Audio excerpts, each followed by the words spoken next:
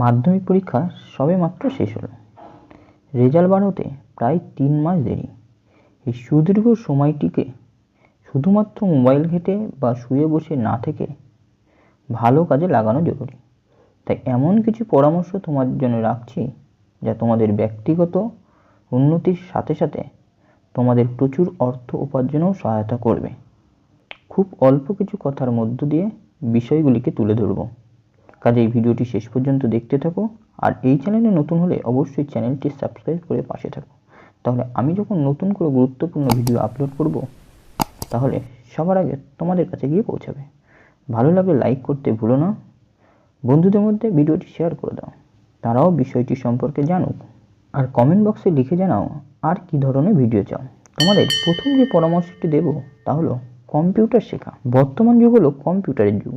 তাই যে কোনো কাজে, সে বর্তমান হোক ভবিষ্যতে, কম্পিউটার জ্ঞান থাকা খুবই দরকারি। তোমরা 3 মাসের জন্য কোনো একটি কম্পিউটার কোর্সে ভর্তি হয়ে যেতে পারো। যদি সামান্যতম জ্ঞানও অর্জন করে রাখো, আমার মনে হয় তা তোমাদের খুব উপকারে লাগবে।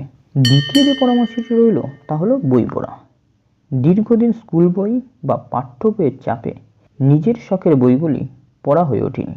সেই বইগুলি এই 3 মাস সময়ে পড়ে নিতে পারো, যা তোমাকে একটু হলেও আলাদা স্বাদ এনে দেবে এবং জ্ঞানের ভাণ্ডার অনেক বাড়িয়ে তুলবে। তৃতীয় পরামর্শটি হলো ভ্রমণ।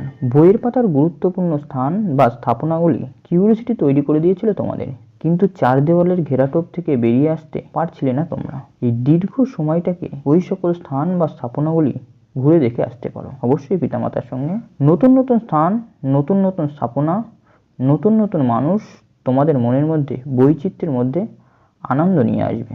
এছাড়া তোমরা তোমাদের আত্মীয় স্বজনের বাড়িতেও এই অবসর সময়টিতে কাটিয়ে আসতে পারো। সবশেষে রয়েছে এই পরামর্শটি, যেটির মাধ্যমে তোমরা প্রচুর অর্থ উপার্জন করতে পারবে। ফ্রিল্যান্সিং এর কাজ।